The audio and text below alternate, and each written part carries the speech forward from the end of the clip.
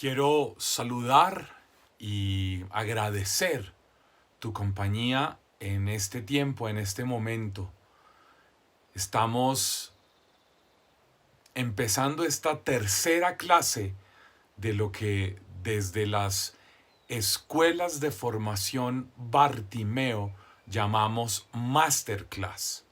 Yo soy Pacho Bermeo y si tú me estás viendo ahora es porque hiciste un camino de formación en donde la primera clase la tuviste con Monseñor Ángel José Macín, que es el obispo de la diócesis de Reconquista en la provincia de Santa Fe, en la Argentina, que es nuestro asesor espiritual, el asesor eclesiástico de las escuelas Bartimeo. Luego tuviste acceso a una clase con Carlos Alberto Beto Vargas, hace parte del equipo de coordinación de las escuelas Bartimeo. Y en la primera clase con Monseñor Macín pudimos revisar las diferentes aristas de el contenido hospital de campaña en la teología, en la mentalidad, en la pastoral, en el magisterio del Papa Francisco. Y viste cómo esa analogía tiene una serie de implicaciones y en lo que tiene que ver con lo lingüístico, con lo terminológico, bueno, con un montón de realidades. Después, Beto Vargas nos dio una mirada sobre cuáles son los diferentes mundos, decía él, como los diferentes escenarios, las diferentes realidades en las que hoy está metida la iglesia y la sociedad, y cómo ahí poder ser portadores de buena noticia y entender cuál es el sentido del hospital de campaña. Y a mí, digamos que dentro de este proceso de formación, se me ha pedido que te hable de lo que es ser profeta de la buena noticia del reino en este hospital de campaña. Así que te doy la bienvenida y desde ya le pido al Señor que nos hable, que nos toque la vida, que nos transforme, que nos alimente, que nos haga profundizar en cuáles son los dinamismos propios de lo que tendríamos que vivir hoy como profetas que servimos en un hospital de campaña, y cómo este profetismo es en sí mismo anuncio de la buena nueva. ¿Por qué estamos en este marco? Porque este ambiente vital de profetas y de hospital de campaña y de buena noticia. Bueno, porque el Señor nos ha puesto en el corazón desde hace unos meses, preparando el año 2019 de las ofertas de formación que haremos desde las escuelas Bartimeo. ¿Cuál es la visión de Dios para que nosotros podamos aportarle a América Latina o a Hispanoamérica, si se quiere? Porque sabemos que hay gente en España y en diferentes lugares que son hispanoparlantes, que nos acompañan, que nos siguen, que caminan con nosotros en estos procesos. Y el año entrante, que tendremos en enero en Santa Cruz de la Sierra, Bolivia, nuestro sexto curso anual de formación de evangelizadores y predicadores, o en mitad de año, en julio, que tendremos nuestro segundo curso internacional de formación para músicos evangelizadores, pues el Señor nos ha puesto en el corazón que debemos estar muy, muy unidos a la teología del Papa Francisco, especialmente en esta comprensión de lo que es el hospital de campaña, pero en todo su magisterio. Es decir, desde su aporte al documento conclusivo de Aparecida en el 2007, pasando por la Evangelii Gaudium y por todo su magisterio, lo que ha venido diciendo en estos años de pontificado, pues creemos que es por ahí por donde las escuelas Bartimeo tienen que estar unidas para seguir siendo una voz en medio de nuestra realidad hispanoamericana. Así que con este marco teórico y con este telón de fondo, una vez más entonces te doy la bienvenida y te planteo cuál va a ser el camino que yo voy a desarrollar. Yo quisiera hablar como de 3 textos bíblicos, todos en la teología de Lucas, a través de los cuales vamos a ver qué es en lo concreto ser un profeta en 3 escenarios que yo creo que son hospital de campaña. Ya nos hicieron la definición de lo que es el hospital de campaña, ya nos dijeron cuál es el mundo. Decía Monseñor Massín en su clase que el hospital de campaña está asociado a una guerra, a un conflicto. Bueno, ya Beto Vargas nos habló de cuáles son esos conflictos, de cuáles son esos escenarios de guerra en los que estamos en este momento, sociológicamente hablando, incluso económica, política, religiosa, eclesialmente hablando. Bueno, pues yo quisiera que pudiéramos revisar cómo nosotros, como tú, que estás aquí por alguna razón, es decir, te enteraste por las redes sociales o tienes un contacto de alguien que es amigo de uno de nuestros muchachos Bartimeos, de alguien que ha asistido a nuestras escuelas, qué sé yo. Vamos a tratar de entender cómo tú que me estás viendo y yo estamos llamados a ejercer nuestro profetismo en nuestra realidad social desde el contexto eclesial que es, en palabras del Papa Francisco, como un hospital de campaña. Empecemos diciendo que nuestro profetismo es algo que ya tenemos, ya recibimos. El profetismo es un don y es un llamado. Es una vocación que tiene que ver no con lo que yo hago, sino con lo que yo soy. Desmenucemos esta primera idea introductoria. Tú que me estás viendo, intuyo, eres bautizada, bautizado dentro de la Iglesia Católica. Es decir, tú que me estás viendo, recibiste un don, un regalo. Cuando el ministro, no sé, diácono, sacerdote, obispo, administró en ti el sacramento del bautismo, en uno de los gestos simbólicos que está en el sacramento, aparece la imposición de un crisma, de un óleo especial. Y cuando imponen ese óleo, normalmente en el pecho o en la frente o en la cabeza, dependiendo de la manera en la que lo hagan, en el contexto en el que estén, el ministro dice que a partir de ese momento tú eres sacerdotisa, reina y profetisa, o sacerdote, profeta y rey.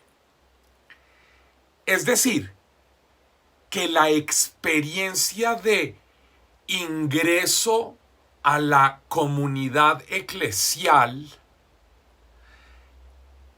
es, además de la bienvenida a un mundo en el que a través de padres y padrinos, los niños, en su mayoría cuando se bautizan niños, o los adultos que hacen su proceso de bautismo en edad adulta, ingresan a la iglesia, es para que sean, para que vivan, no en las puertas de la iglesia hacia adentro, no, para que sean en su vida diaria sacerdotes, profetas y reyes.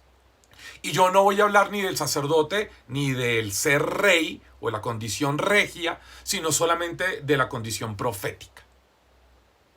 Entonces lo primero que decimos es que tú eres profeta, profetiza, porque Dios te ungió en el más estricto sentido de la palabra, en el más literal sentido de la palabra. No se te olvide que untar se dice ungir, ¿no?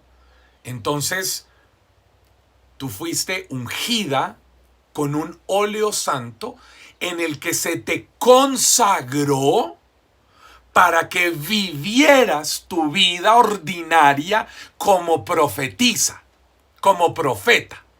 Eso significa que tú en tu vida cotidiana, no en la parroquia, no en la casa de oración, no en el centro carismático, no en el salón parroquial, no, o sea, ahí también, pero en tu vida laboral, afectiva, lúdica, recreativa, económica, financiera, familiar, cotidiana, tú fuiste consagrada, consagrado, ungido para ser profeta. ¿Y qué es ser profeta entonces? Si uno se va a la etimología de la palabra profeta, en el Antiguo Testamento en hebreo se utilizan tres palabras. La palabra Naví, que significa uno que es llamado. La palabra roé, que tiene que ver con una idea de vidente. Y otra expresión que es la expresión Isha Elohim, que tiene que ver con la expresión hombre de Dios, persona de Dios. Naví, llamado, Roé, vidente, y en algunos otros textos del Antiguo Testamento, Isha Elohim, un hombre de Dios, el hombre de Dios. En el Nuevo Testamento, que tú sabes que fue escrito en su totalidad en griego, el término es el término profetes. Y ese término profetes significa alguien que habla a nombre de tal persona. O alguien que actúa a favor de profetes. Entonces, si nos vamos a la etimología, tendríamos que decir que profeta es ese que es llamado para ser presencia de Dios en medio de los suyos. Tres ideas. Uno que es llamado para ser presencia de Dios en medio de los suyos. Así, si tú ves todo el profetismo veterotestamentario, pues encontrarías a todos los grandes profetas. Incluso el pueblo de Israel tenía por profeta a Moisés. Entonces ellos creían que desde Moisés, luego pasando por los grandes Elías, Eliseo, por los que están alrededor de la época del exilio, ¿no? Jeremías, Ezequiel, luego los tres Isaías, Oseas, que es muy importante, y todos esos que uno conoce como los menores, ¿no? Ageo, Nahum, Habacuc.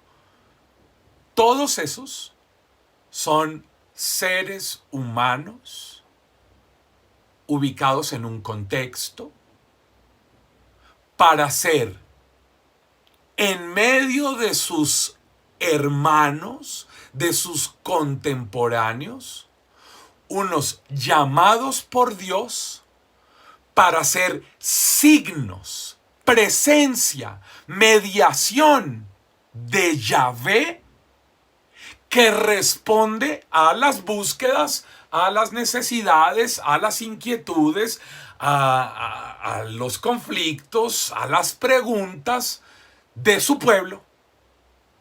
Así que no se puede hablar de profetismo sin la clase anterior que te dictó Beto Vargas. Porque ¿qué es lo que hizo Beto Vargas? Te contó cuál es el contexto.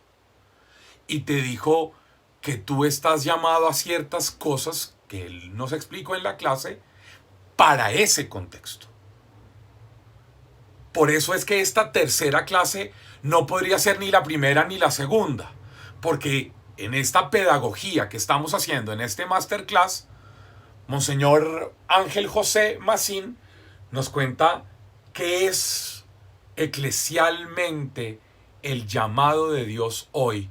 Y es a que tú y yo seamos servidores dentro de una cosa que se llama hospital de campaña.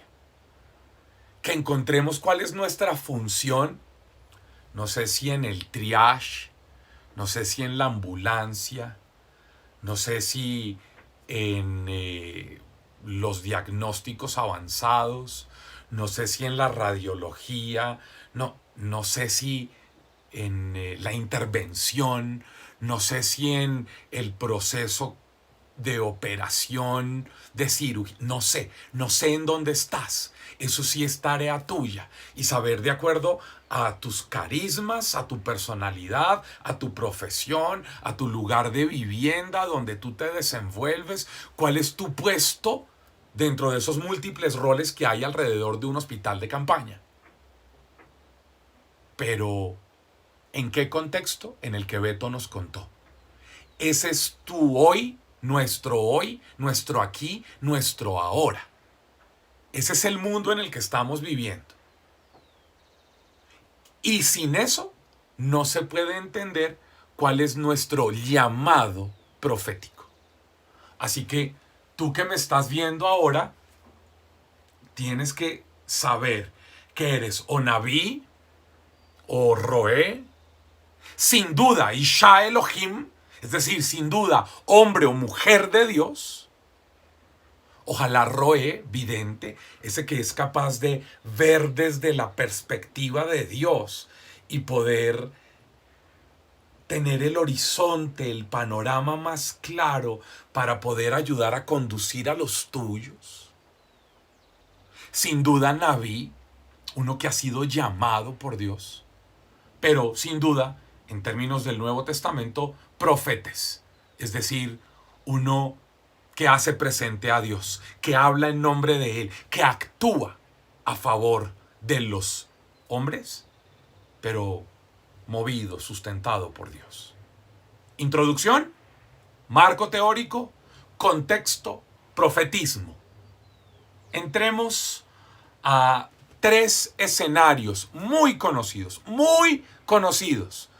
que están en la teología de Lucas, en los que yo quisiera ayudarte a revisar cómo es que se actúa proféticamente desde estos tres lugares, que para mí son hermosos sinónimos de hospitales de campaña. El primer lugar, vamos al Evangelio de Lucas. Y en el Evangelio de Lucas, en lo que se llaman los relatos de la infancia, o el Evangelio de la infancia en Lucas, nos vamos a encontrar en el capítulo 2. Para ti que estás tomando nota, ¿tienes Biblia ahí? Me imagino que tienes Biblia contigo, porque si estamos en clase y tú sabes que esto es Bartimeo, tú sabes que esto es así, con Biblia, con libros, con investigación, con algo de rigor. Y entonces, capítulo 2 del Evangelio de Lucas, vamos a leer el verso 6, desde el verso 6 en adelante. 2 o 3 versículos nada más, para luego acercarnos a los otros textos que son un poquito más largos. Lucas, capítulo 2, versos 6 y siguientes. Dice la Escritura: mientras estaban allí, José y María, se le cumplieron los días del alumbramiento y dio a luz a su hijo, el primogénito, le envolvió en pañales y le acostó en un pesebre, porque no tenían sitio en el albergue. Había en la misma comarca unos pastores que dormían al raso y vigilaban por turno durante la noche su rebaño. Se les presentó el ángel del Señor, la gloria del Señor los envolvió en su luz y se llenaron de temor. El ángel les dijo: no tengan miedo, pues les anuncio una gran alegría, que lo será para todo el pueblo. Les ha nacido hoy en la ciudad de David un Salvador, que es el Cristo Señor.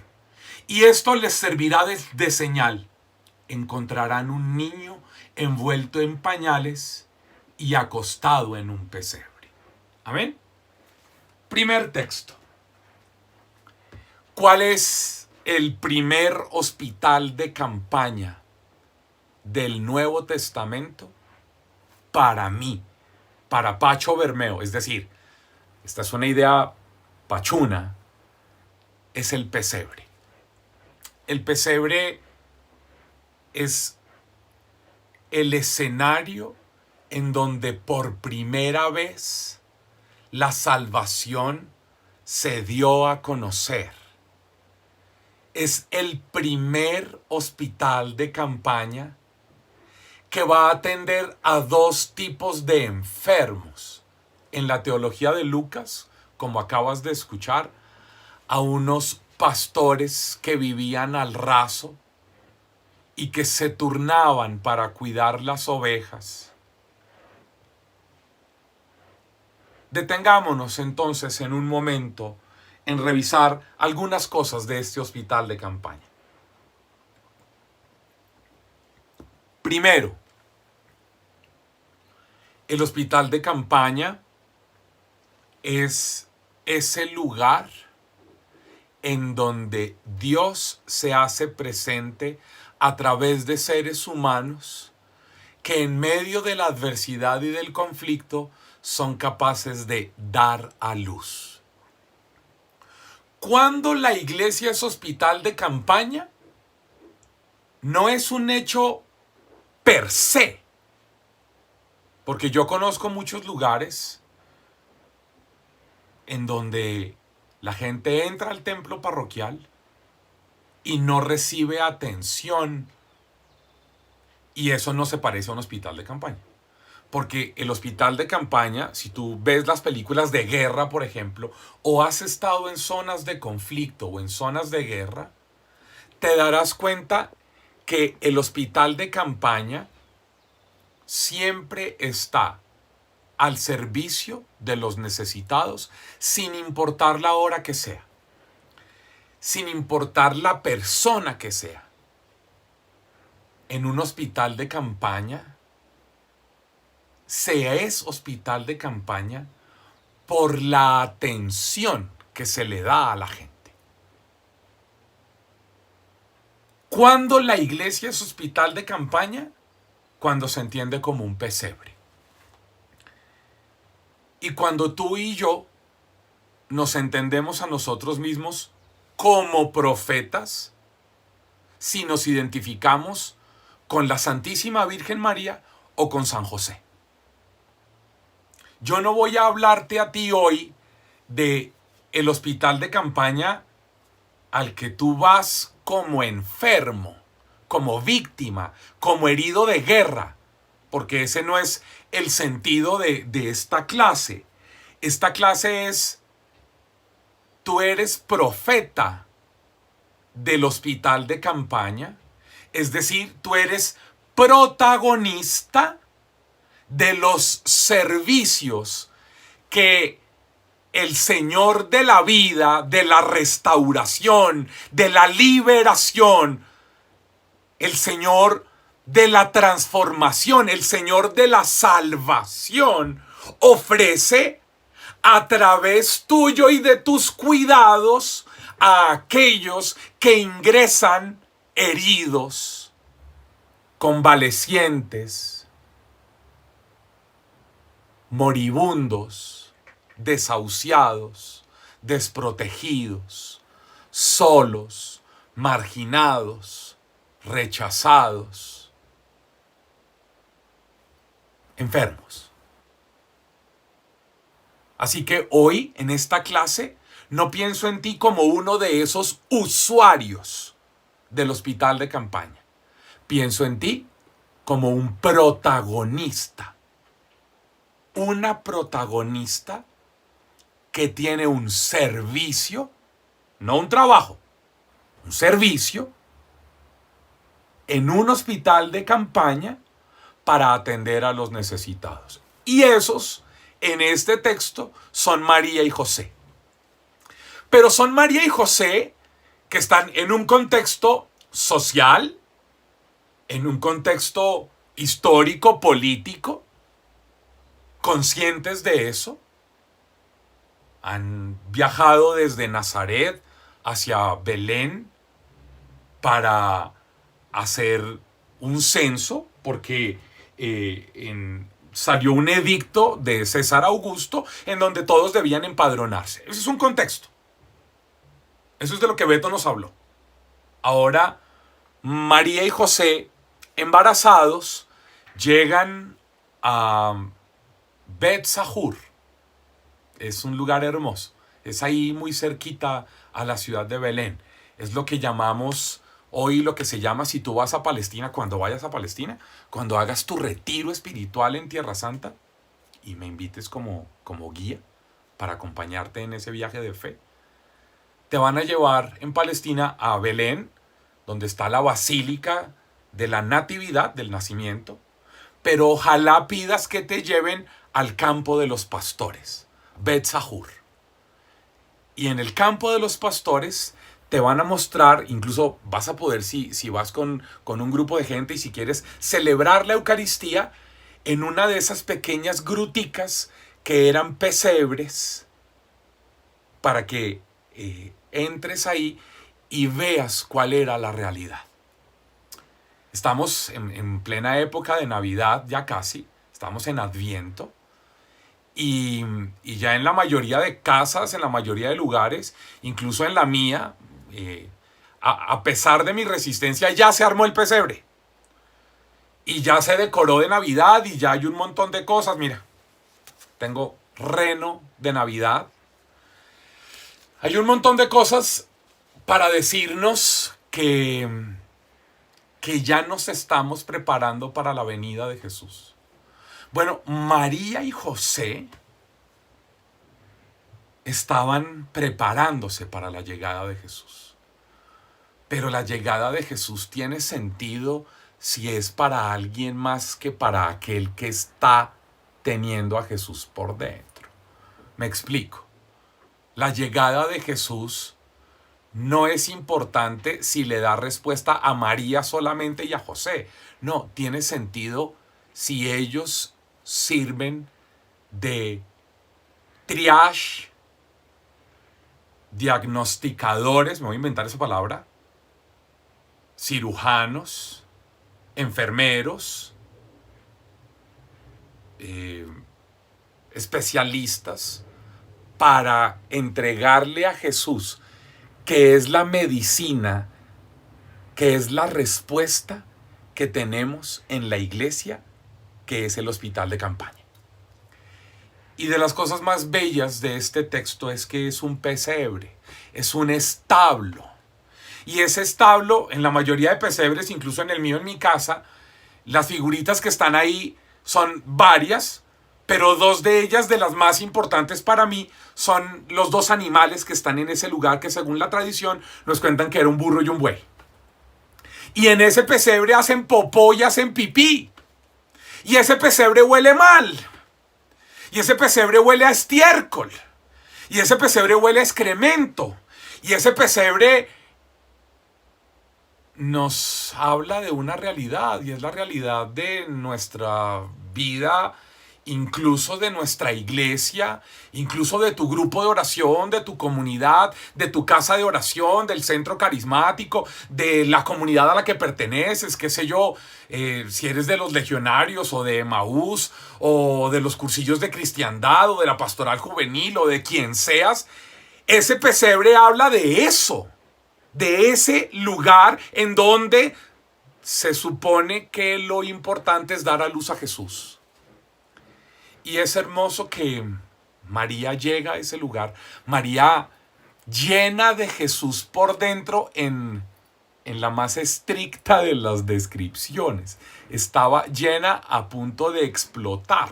Estaba embarazada de 9 meses y dice San Lucas que se le cumplieron los días del alumbramiento. Es decir, rompió fuente.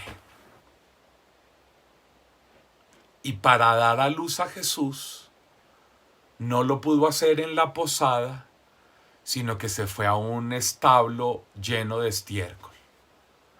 Y ella, llena de Jesús, no le dice a José: ay, gordo, esto está muy feo, esto huele muy mal, llévame a un lugar más limpio, más aséptico, porque esto está como muy poco adecuado para que yo dé a luz al Hijo del Dios de la vida. Por favor, no. Cuando uno tiene a Jesús por dentro, actúa proféticamente. Y ser profeta como María y José en ese hospital de campaña que es el pesebre, es dar a luz en medio del excremento y de la crisis y transformar un escenario tan precario, tan cochino, tan maloliente, tan desastroso, en un lugar de vida y de vida en abundancia, en un lugar de esperanza, en un lugar de ilusión, en un lugar de respuestas a las búsquedas de la gente. Por eso es que a ese pesebre con Jesús, el ángel les dice: y la señal de que el Dios de la vida ya está presente en ese hospital de campaña es que ustedes van a llegar y se van a encontrar a una familia que tiene a un bebé envuelto en pañales.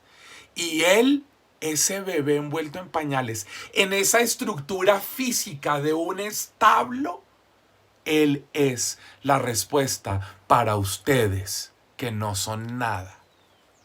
No se te olvide que los pastores en época de Jesús no son bien vistos, porque están en contacto con animales. Ellos son impuros. Ellos están en contacto con popó de oveja, con leche, con lana, con piojos, con bacterias, con inmundicias. ¿Y sabes qué es hermoso? Que el ángel no le dijo a los pastores: para poder ingresar a ese hospital de campaña, primero tienen que pasar por ritos de purificación, tienen que cambiarse de ropa, tienen que echarse perfumes, tienen que limpiarse y llegar totalmente en condiciones asépticas, en condiciones de limpieza, en condiciones inmaculadas, para poder acceder al Cristo Salvador, al Señor de la vida. No, ellos llegaron allá porque Dios los mandó. Dios mismo mandó a los pastores que vivían y dormían al raso, que no tenían techo, que eran mal vistos socialmente, religiosamente excluidos, que estaban condenados a vivir así siempre. Dios mismo los mandó a que fueran atendidos por José y por María, que en el hospital de campaña del pesebre les presentaban a la salvación envuelta en pañales. Y ellos llegan y se encuentran con Jesús y la vida les cambia. Y si leyéramos, voy a buscar, no lo había pensado hacer ahora, pero lo vamos a buscar.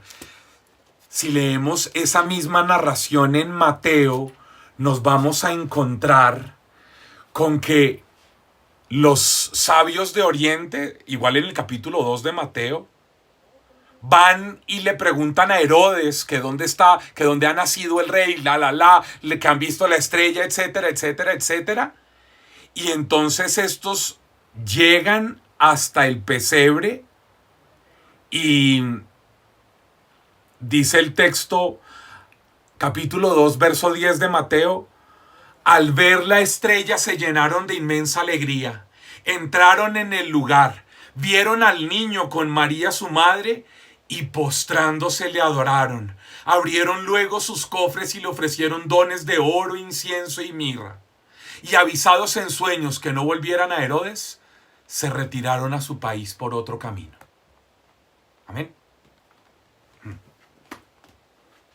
El hospital de campaña estaba abierto, atendido por sus propietarios, María y José, con Jesús, para los pastores que no tenían nada que ofrecer, unos pobres zarrapastrosos, llevados por Dios, invitados por Dios, guiados por Dios, y de la misma manera, unos sabios poderosos, ricos, con camellos, seguramente dromedarios, llenos de tesoros, cofres de riqueza, oro, mirra, incienso, igualmente atendidos en el mismo lugar por los mismos profetas, María y José. ¿Y qué tenían como medicina? Jesús. Y estos sabios de Oriente se adoran igual, se postran igual, y adoran a Jesús. Se postran igual y le ofrecen toda su riqueza. Óyeme, ser profeta es acoger de la misma manera al cochino, nauseabundo, marginado, pobre, rechazado, pastor de ovejas, igual que al sabio de Oriente, poderoso, rico, millonario, lleno de seguridades, y que tanto el uno como el otro se encuentren con Jesús a través tuyo, vean a Jesús y se postren, es decir, le entreguen su vida. Y en este caso, los sabios de Oriente, termina diciendo el verso, regresaron a su cotidianidad, a su vida, pero por otro camino. Nunca se te olvide esa expresión.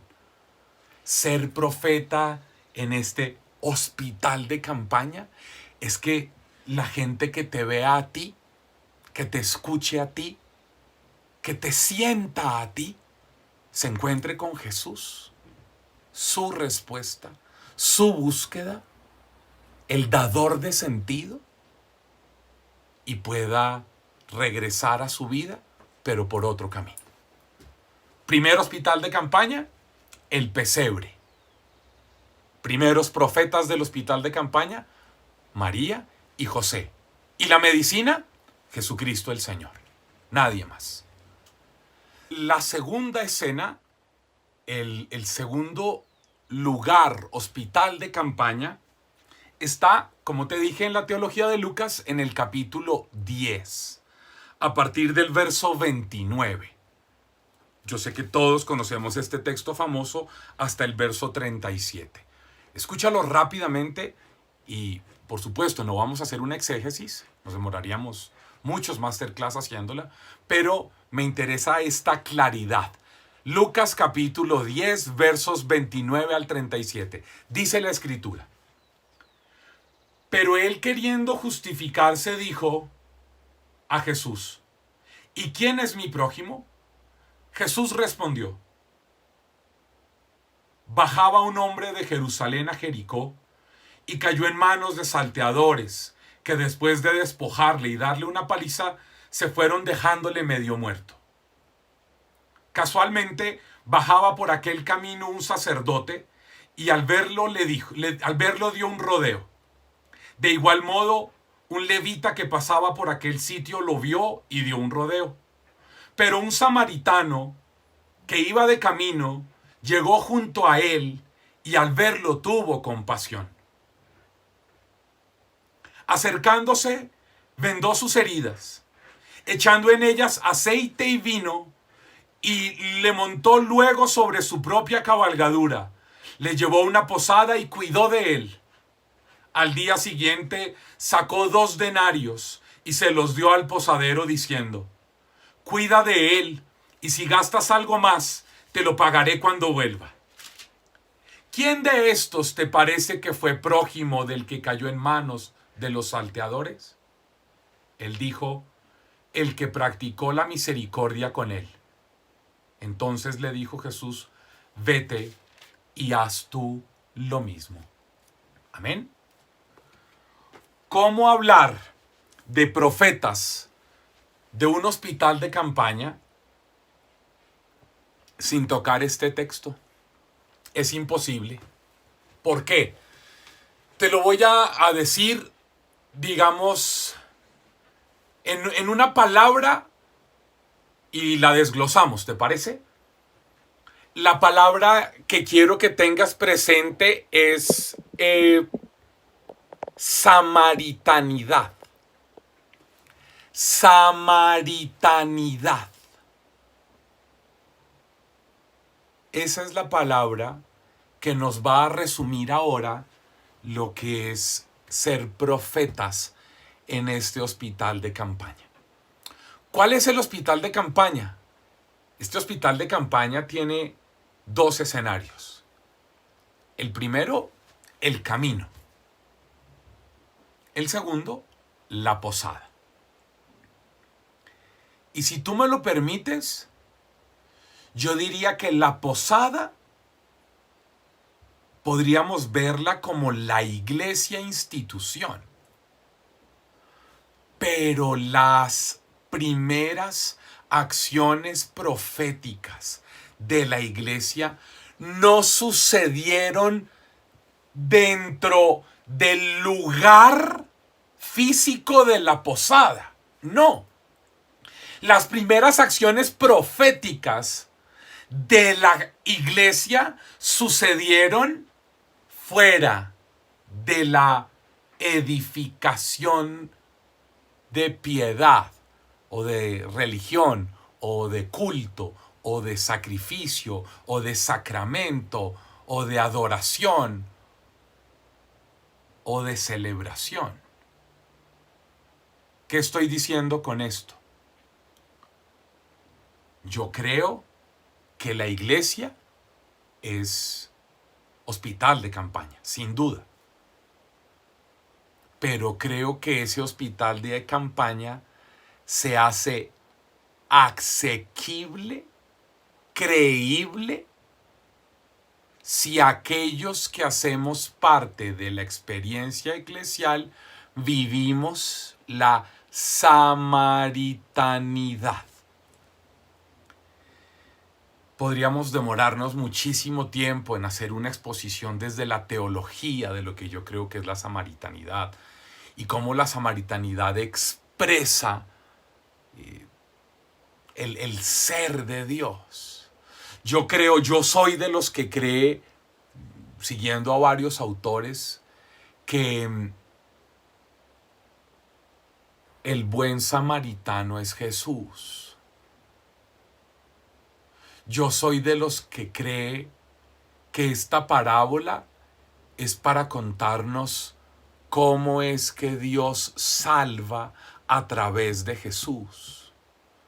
Pero también creo que es urgente que tú que me estás viendo en esta clase de Masterclass puedas sentirte identificado con ese hombre, con ese personaje samaritano.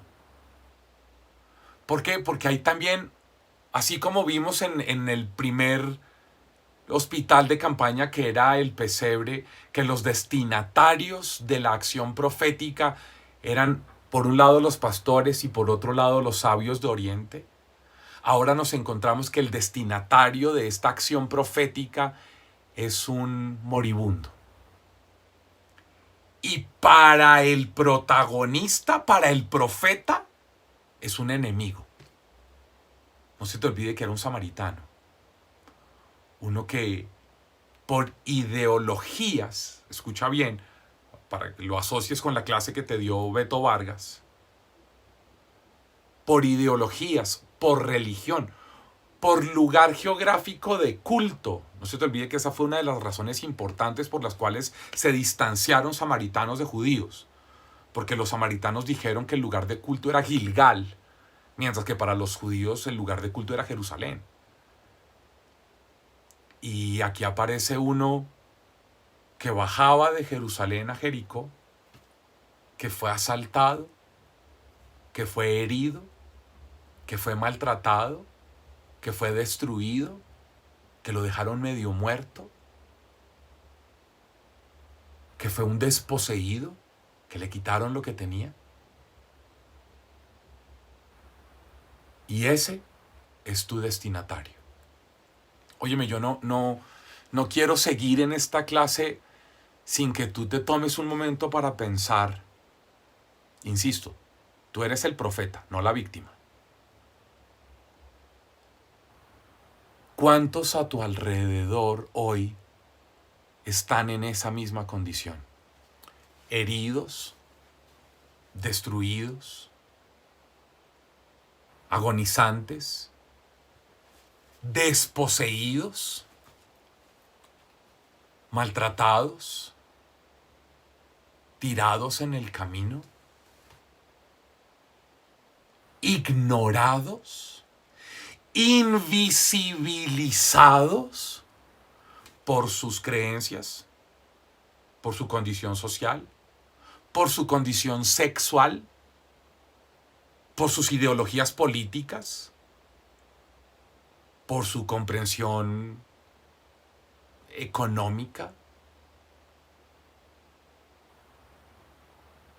porque las mayorías o las minorías de las sociedades en las que estamos los han satanizado, los han señalado, los han discriminado.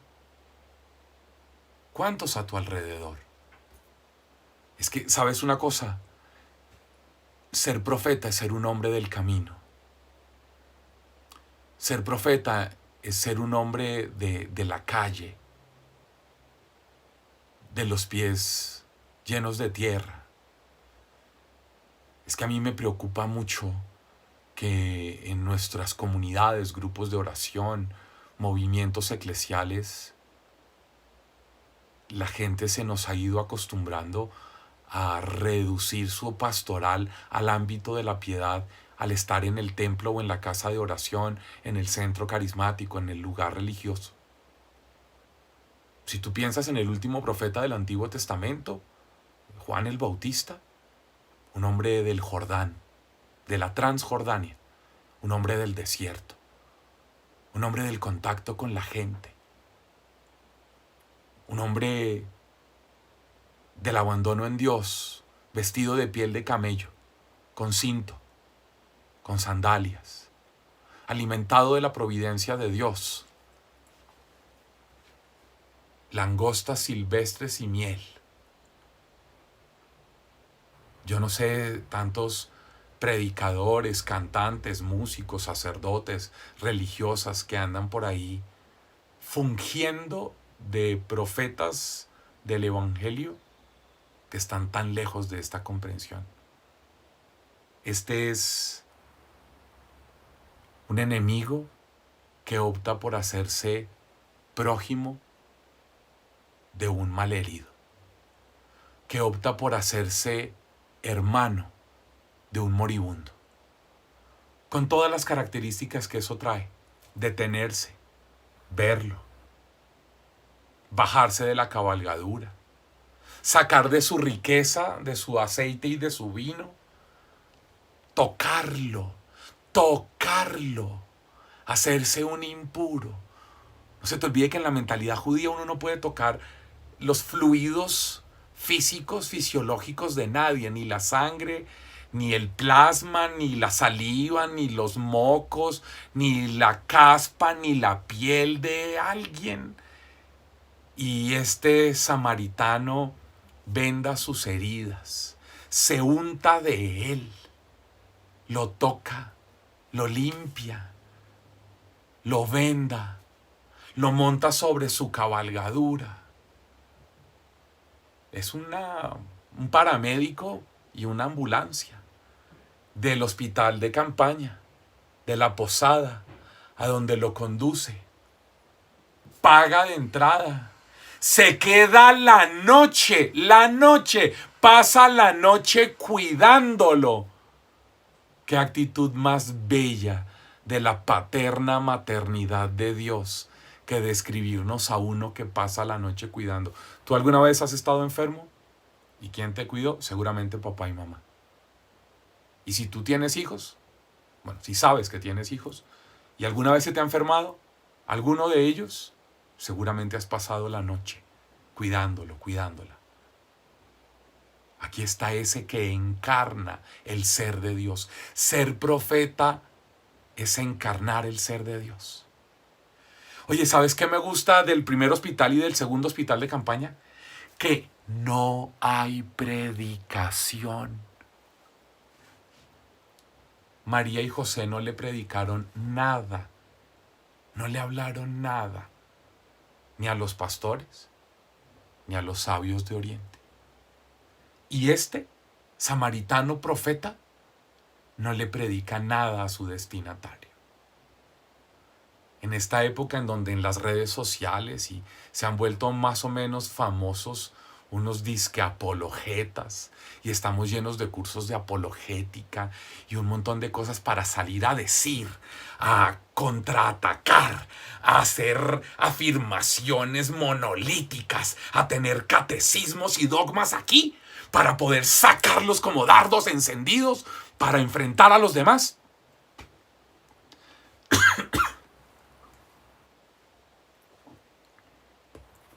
En estos textos no hay predicación. En estos textos hay acciones proféticas. En estos textos hay encarnación de la misericordia. Y este profeta samaritano le dice al posadero que aquí le deja un dinero, que cuide de él y que si necesita algo más, cuando él vuelva a pasar, paga lo que falte. Qué bella posada es esa iglesia. Acogida para los moribundos en rehabilitación. Y el posadero, ese posadero ojalá fuera el obispo, el cardenal, el párroco, el vicario, el diácono, el catequista, el agente de pastoral, la religiosa, el ministro de la comunión o de la Sagrada Eucaristía, el animador bíblico, el que coordina el grupo de oración, el líder. Esos encargados de cuidar, no de cuidarse, no de ser autorreferenciales. Ese encargado de velar por el otro, sabiendo que ya Jesús pagó por él. Y que cuando vuelva, ven Señor Jesús, pagará lo que falte, pero que ya pagó por él. Y ahora a ti y a mí nos corresponde actuar como el posadero. La tercera escena, el tercer lugar de hospital de campaña en la teología de Lucas que he querido elegir, está en el libro de los Hechos de los Apóstoles, capítulo 16, versos 22 al 34. Lo leo rápidamente para que escuches con atención y podamos quedarnos con algunos detalles que no quiero perder de vista. Dice la Escritura, Hechos 16, 22 al 34. Esto sucede en Filipos, en Grecia. La gente se amotinó contra ellos. Los pretores les hicieron arrancar los vestidos y mandaron azotarlos con varas. Después de haberles dado muchos azotes, los echaron a la cárcel y mandaron al carcelero que los guardara con todo cuidado. Este, al recibir esta orden, los metió en el calabozo más profundo y sujetó sus pies en el cepo. Hacia la medianoche Pablo y Silas estaban en oración cantando himnos a Dios. Los presos los escuchaban. De repente se produjo un terremoto tan fuerte que los mismos cimientos de la cárcel se conmovieron. Al instante quedaron abiertas todas las puertas y se soltaron las cadenas de todos. Despertó el carcelero y al ver las puertas de la cárcel abiertas sacó la espada e iba a matarse, creyendo que los presos habían huido. Pero Pablo le gritó: no te hagas ningún mal, que estamos todos aquí. El carcelero pidió luz, entró de un salto y tembloroso se arrojó a los pies de Pablo y Silas. los sacó fuera y les dijo: señores, ¿qué tengo que hacer para salvarme? Le respondieron: ten fe en el Señor Jesús y te salvarás tú y tu casa. Y le anunciaron la palabra del Señor a él y a los de su casa. En aquella misma hora de la noche, el carcelero los tomó consigo y les lavó las heridas. Inmediatamente recibió el bautismo él y todos los suyos. Los hizo entonces subir a su casa, les preparó la mesa y se alegró con toda su familia por haber creído en Dios. Amén. Mira qué texto más bello. El tercer lugar de hospital de campaña es la cárcel, el calabozo más profundo. Y diría yo que hay como 4 destinatarios del profetismo en este lugar. El primero, el compañero. Pablo para Silas, Silas para Pablo. El segundo, los otros presos. El tercero, el carcelero. Y el cuarto, la familia del carcelero. Son como los 4 destinatarios de la acción profética. Centrémonos en Pablo. El primer destinatario de la acción profética de Pablo es Silas. Es uno igual a él. Es uno que está pasando por lo mismo. Silas también tiene los pies en el cepo. Silas también está en el calabozo más profundo. Silas también está desnudo. Silas también ha sido golpeado con varas. Y para Silas también es la medianoche. Es un hermano. Es un igual. Óyeme, tú eres profeta en este hospital de campaña para tus hermanos del grupo de oración, para la gente de tu parroquia, para tus compañeros de trabajo. Silas y Pablo eran compañeros de trabajo, del trabajo apostólico, para tus compañeros de estudio, para la gente que está a tu alrededor. No sabemos qué habría pasado con Silas si Silas hubiera tenido que atravesar esto solo. Pero los hechos de los apóstoles, que están construidos sobre esa idea tan importante de la vida comunitaria, nos cuentan que Silas tenía a Pablo. Ojalá tú puedas revisar hoy quiénes son tus Silas y que tú estés ahí para ellos por Silas, moscas. No, mentiras, que tú estés ahí para ellos como Pablo, para acompañarlos, para sostenerlo, para animarlo, para hacerles saber que son iguales, que tú no eres más, que él no es menos, que están pasando lo mismo juntos, que tú también estás luchando, que tú también tienes historia, que tú también necesitas de él. Segundo, Pablo y Silas están a la medianoche cantando himnos a Dios. Y todos los otros presos los están escuchando. Qué bella manera de hablar de profetismo. El profetismo de Pablo y Silas, cuyos destinatarios son los otros presos, los que están en las otras celdas, es con su vida, sin predicarles, cantando himnos a la medianoche en medio de la condición más adversa, en medio de la situación más terrible, en el calabozo profundo, en la cárcel, los pies en el cepo, desnudos, golpeados con varas a mitad de la noche, en la peor de las situaciones. Y Pablo y Silas son capaces de no quedarse con la situación, sino poder cantarle a Dios, que es más grande que cualquier situación adversa. Ser profeta es poder cantarle al mundo, contarle al mundo que tus ojos están puestos no en la situación, no en la crisis, no en la adversidad, porque tu fe no depende de lo que los sentidos te dicen, sino de que tu corazón tiene una experiencia de Dios y por eso puedes cantar himnos en medio de la adversidad. Por eso puedes, como dice la plegaria eucarística, dar gracias siempre y en todo lugar. Eso es ser profeta en este texto.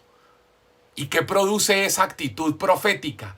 Que Dios responda con Pentecostés. Dice que se conmovieron los cimientos de la cárcel porque hubo un terremoto. Terremoto para los Hechos de los Apóstoles es la experiencia de Pentecostés, como está en capítulo 4, verso 31 de los Hechos de los Apóstoles. Pentecostés es un terremoto que transforma, que conmueve las estructuras, los cimientos. Y se abren las celdas y se rompen las cadenas de todos de todos. Pero es hermoso lo que sucede. Se abren las celdas de todos. Yo no sé allá en tu ciudad, en tu país, pero si en Colombia pasara esto, que a medianoche se abren las celdas de todos, a los 10 minutos no queda ningún preso. Es más, no queda ningún guardián. Yo creo. Pero cuando el carcelero se da cuenta y se va a matar porque piensa que todos han huido, que se le fugaron, Pablo y Silas le dicen, no te hagas ningún mal, que estamos todos aquí. Óyeme, estamos todos. Los segundos destinatarios de la acción profética de Pablo y Silas fueron esos otros presos que no se escaparon. Porque el testimonio profético de Pablo y Silas fue para ellos suficiente evidencia de la presencia de Dios, que descubrieron que ser libre no depende de las circunstancias en las que se está, sino de lo que se tiene dentro. Los otros presos no huyeron, no se fueron, teniendo las cadenas rotas y las puertas abiertas, no se fueron. ¿Por qué? Yo creo que porque el testimonio de Pablo y Silas era hacerles saber que la libertad no depende de la circunstancia en la que yo esté, sino de la experiencia interior que yo tengo. Ellos ya eran libres, incluso ahí en medio de sus celdas, y por eso no fueron. Tercer destinatario, el carcelero. Ser profeta es optar por ese que te puso en la situación más difícil. Escúchame bien, ser profeta de la buena nueva en nuestro hospital de campaña es ser como Jesús. Es decir, que tú seas capaz como Pablo, como Silas, de optar por el carcelero. El carcelero fue el que los puso en esa situación. El carcelero fue el que les dañó esa noche. El carcelero fue el que les amargó la vida. El carcelero fue el que ordenó golpearlos con varas. El carcelero fue el que los amarró al cepo. El carcelero fue el que los puso en el calabozo más profundo. Y Pablo y Silas lo tratan como un hermano. Ser profeta en un hospital de campaña es que tú seas capaz de reconciliación con tus enemigos. No podemos, en una sociedad como la que vivimos, seguir polarizándonos entre los que son de mi lado y los que no son. Hoy el evangelio de este texto, este evangelio, esta buena noticia que está en los Hechos de los Apóstoles, dice que ser profeta en un hospital de campaña es que tú seas capaz de optar por tu carcelero, reconciliarte, perdonarlo y ser capaz de lo que nadie sería capaz si no es con Jesús, de poder amarlo como a ese que necesita ser amado. Y últimos destinatarios, la familia. La familia de este carcelero se convierten en hermanos, lo reciben en su casa, celebran la comida, comen juntos en la misma mesa, viven eucarísticamente. Última idea, ser profeta en este hospital de campaña es vivir eucarísticamente. Yo deseo para ti, para los tuyos, que tú puedas ser un profeta de la buena nueva en nuestro hospital de campaña. Te invito a que cierres tus ojos un momento. Padre Santo, quiero darte gracias por toda la gente que nos ha acompañado en este masterclass. Te doy gracias por Monseñor Macín, por Beto Vargas, porque a través de su sabiduría, de su conocimiento, de su testimonio, nos prepararon y nos compartieron en este tiempo de masterclass. Te pido bendigas la vida de todas estas personas que nos están viendo ahora. Te pido bendigas la vida de todos estos hermanos en diferentes lugares, naciones, países, realidades. Te pido los bendigas, Padre, en el nombre de Jesús, y que podamos todos nosotros ser profetas en este hospital de campaña que es la Iglesia Católica, para que tanta gente que está enferma encuentre en ti, a través nuestro, aquello que su vida requiere. Te lo pido a ti, Señor, que eres digno de toda gloria y majestad por los siglos de los siglos. Un abrazo, amigos. Los esperamos en el curso de enero en Santa Cruz de la Sierra, Bolivia, para predicadores y evangelizadores. O en julio, para el curso de músicos evangelizadores. O en futuros masterclass, o en futuras experiencias de formación que ofreceremos aquí, desde las escuelas Bartimeo. Un abrazo, que el Señor los bendiga. Chao, chao.